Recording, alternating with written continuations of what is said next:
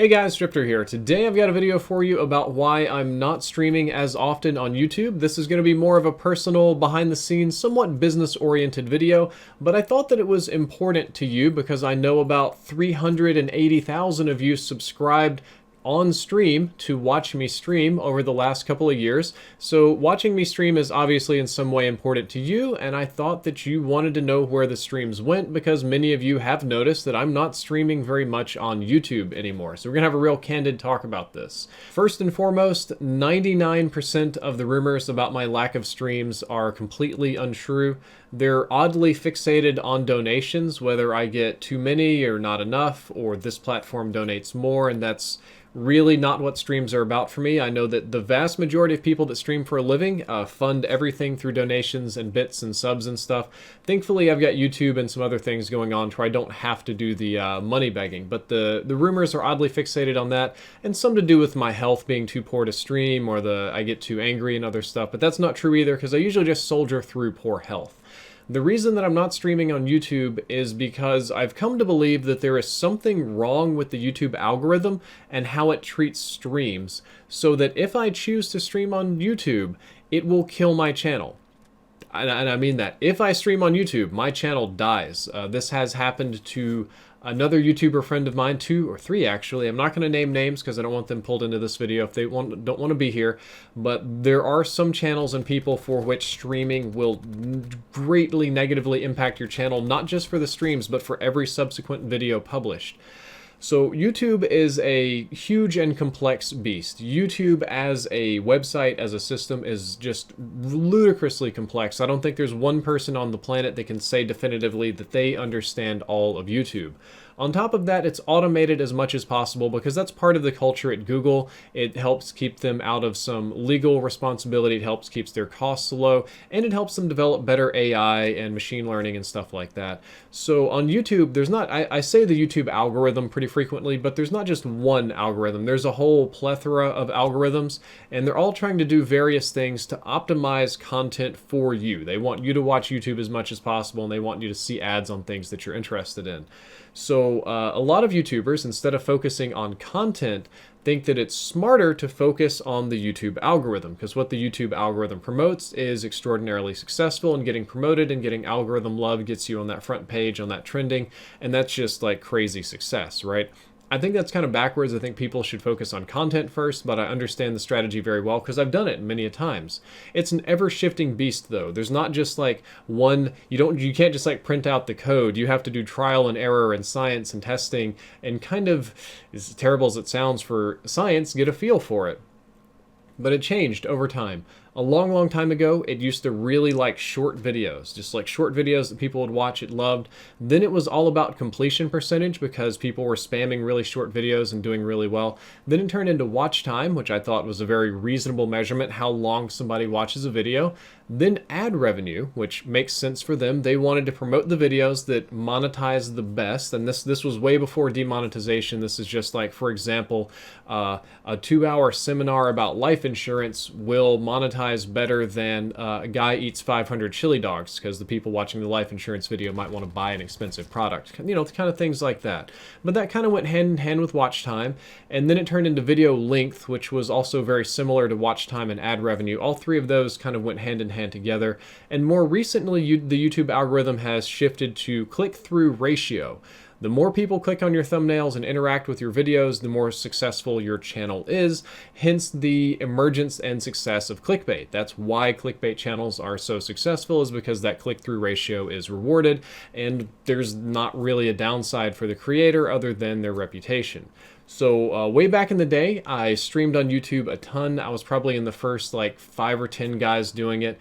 And I used to get insanely promoted because during that was when like the watch time ad revenue link thing was going on, and it would just like pump my videos. There were way less streamers on YouTube gaming, so getting the #1 spot and just like raking in subs was relatively easy to do. And YouTube gaming wasn't its own beast then. It was very much so like a small little part of YouTube kind of off doing its own little niche thing. It wasn't the colossal ecosystem that we have today of thousands of streamers and interactive things, and it was just tiny, right? So I could stream on there and be successful.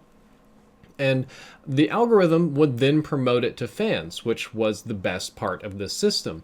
I didn't need donations. I didn't need members, sponsors. I didn't need a lot of these kind of things because just the ad revenue on the streams themselves were fantastic. Because I would stream, the ad revenue for live was great, and then it would just like publish as a video, and some people would watch the video and some people wouldn't. I would say it probably got lower interactions than a traditional video, but some people loved watching the VODs, and the ad rev was great over that.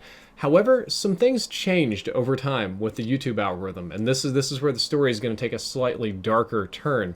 Obviously, I can't maintain my top 5 spot on YouTube gaming forever. I'm not the most famous or successful creator, so I got knocked down, and even though I was maybe not even top 10 some days, I was still doing pretty well. I was pulling in a big audience. I was very happy with what's going on, and the ad rev and the watch time and the sub boxes were all working. And it worked, even though I was nowhere near number 1 or top 5 or top 10, the system worked very well for me until it didn't. And over maybe 2 or 3 months, maybe less, I started noticing that YouTube was sending less stream notifications, so people didn't know I was streaming. The ad revenue on the stream itself and for the VOD post went way down. They just kind of tanked. It wasn't making very much ad revenue streaming. On top of that, the sub growth on stream, the long-term sub growth, and the general like pushing to the video to sub boxes just all started tanking. It was a very negative spiraling effect, and it started tanking pretty badly. And for a while, I thought it was me. I thought that I was making bad content, that I was being boring, that my mental health problems were causing me to be too angry, and that I was just screwing up my streams and it was embarrassing. Or maybe I just wasn't good enough. Maybe I was doing the same thing, but everybody else got awesome and they just totally eclipsed me, and I was trying all this stuff to improve, and I was working on my setup and my quality and all this kind of stuff. And I was talking to a friend who's another YouTuber, and this friend told me that I shouldn't stream on YouTube if I post videos and because I'm an older channel. Because if older channels, and especially channels that post videos frequently stream, it messes up sub boxes super bad. And I kind of didn't believe it, right? I was like, this doesn't make sense. Who would design a system that punishes people for being live and streaming on a 1 million sub channel? That's like literally ridiculous. But I was pretty desperate at the time. My income had dipped down. It was down 75%, so I was living on 25% of my normal income.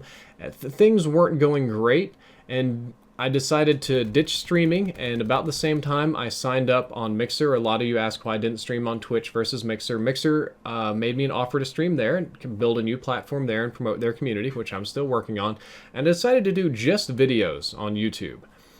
Literally within a month, maybe even less than that, 2 or 3 weeks, my channel started to bump again. Now, this was back during, this was when World War II was dead and Fortnite was growing and PUBG was struggling. So this is probably about 8 months ago now was when I made this decision. And the interest level in Call of Duty and me as a person and pretty much everything was rock bottom. Lowest it's been in a super long time. Yet almost as soon as I stopped streaming, there was like some life coming back in the channel again. I just noticed the views just start creeping up and people watching and the ad revenue going, like sub growth started coming in. And I didn't really change anything during that time. I was still making more or less the same content. I mean, I do try to do better every day, but you're not going to make radical jumps every day, right? There wasn't any really radical changes, but then everything started performing better. And my income normalized again. Views and subs and income all doubled, tripled, quadrupled respectively. And I just don't know why. You're going to ask me why, how in the world did this happen, what's going on, and I'm going to tell you my best guess on this one. My best guess is that YouTube changed the algorithm to no longer greatly reward people that just streamed for 5 hours. It's not just going to put the 5-hour video on top of the search results for no reason. And YouTube also learned that a lesser percentage of people will click to watch a super long stream than they will a shorter video or something that's more interesting, and they want to keep people engaged on the app. So what they decided to do is break streams and publishing into 2 categories. There's streamed on and then there's published. So if I stream a video and you can go back and hit like past live streams, it'll be like streamed on October 14th, blah, blah, blah. That was COD launch day. It was one of the last times I streamed. versus when I uploaded a video on that day, it'll say published on. So they're actually pushing these out through two totally different platforms, and they're in different categories on your channel sometimes. So no more taking advantage of video length for us streamers, right? But the problem with that in particular is that it wasn't a feature that fans knew where to look. They didn't really know where to look to find the VODs. And the algorithm had shifted to reward click-through ratio. That's why they did the new like beta analytics, and why that's one of the most important things there. Hence the clickbait. Again, that's directly responsible. But I also have reason to believe that there is a certain back-end like channel hotness rating that, you know, lots of people click on Allier thumbnails, but they don't click on Drifter thumbnails too much or something like that. So when you stream a lot, and you don't get published into the main system, but they put you over in this like little side thing just for streams that people don't know where to find, and just because it's like a super long video, a lesser percentage of people that even do find it are going to click on it, it like double hits your channel. So if I upload a video and it does well, it's like, oh, the algorithm says, hey, this channel's getting a lot of clicks. And then if I stream and it doesn't, get very much performance at all, they're like, whoa, this video did kind of rough. So if I were to stream 2, 3, 4 days in a row, where I was have a stream and then a not great video and then a stream, it would continually downgrade my channel, and it would show less and less of my thumbnails in people's subscription boxes and do less and less push-through notifications and alerts and stuff like that. So if I stream a whole lot, I believe that YouTube will ultimately view my channel as underperforming. Everybody I've talked to there says that streaming is great. All their data says that if you want to grow your channel and be successful, you should stream. But my experience and the experience of the majority of YouTubers that I talk to is completely the opposite. I'm not name dropping people here. There's a big Twitter thread you can jump into if you want to. But the opposite experience is true for most people, up to huge channels down to comparatively small channels. I don't try to say that too much because it's considered rude. But I do know there's some people that streaming works great for. I know that Typical Gamer still kills it. I know that Nick30 is just ludicrous growth. One neat thing about Nick, though, is I've noticed that he doesn't let his streams publish as a video. He'll usually unlist them or do something different and just publish a highlight for the day. And I've noticed that several of the bigger streamers have started doing the unlisting thing so that it never really like hits sub boxes to affect the channel rating. I don't think Typical does. I think he still just crushes it with his stream VODs. And of course it makes sense if you like build a channel with all of your fans coming to watch you to stream, that they're all going to be more interested in VODs and that stuff's going to be more successful. That's a real part of this component. But the other part is that within less than a month of me stopping streaming, every single thing that was going wrong with YouTube righted itself. And I didn't change anything. So the reason I'm not streaming on YouTube is because I think that it's going to kill my channel in the long run. So I'll be doing 1, maybe 2 streams a month here. I'm going to stream big events. The Fortnite Stream Invitational, I'm probably going to stream here just to get the most possible views for Epic Games. I might dual stream on Mixer. But the majority of my streaming and live content is going to be on Mixer for the foreseeable future, because if I stream on YouTube Gaming, it's just going to hurt me, and that hurts you, because when I get hurt, I can't make as much good content for you. So that's a little bit of behind the scenes on what I've got going on. It's like, I guess, YouTube drama-y sort of stuff.